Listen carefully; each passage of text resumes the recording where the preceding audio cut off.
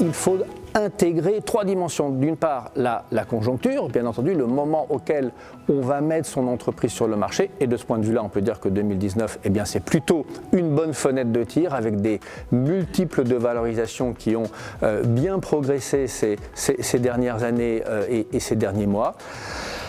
Le bon moment, c'est aussi le bon moment, bien sûr, par rapport à la propre histoire de son entreprise. Il faut vendre une entreprise eh bien, quand elle est en progression, plutôt que quand elle commence à décliner, bien évidemment. Et puis, la troisième dimension, c'est l'âge du capitaine.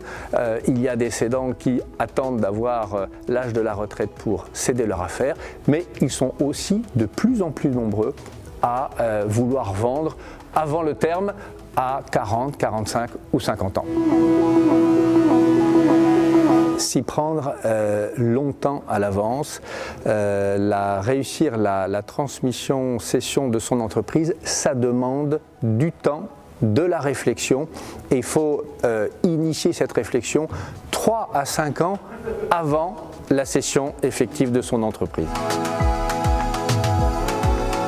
Il y a encore trop de dirigeants qui rêvent, qui fantasment la valeur de leur entreprise. C'est vraiment se tirer une balle dans le pied que d'arriver avec des prétentions qui ne sont pas en ligne avec le prix du marché. Alors vous me direz, c'est quoi le prix du marché? Eh bien, le prix du marché, c'est un prix finançable par l'acquéreur.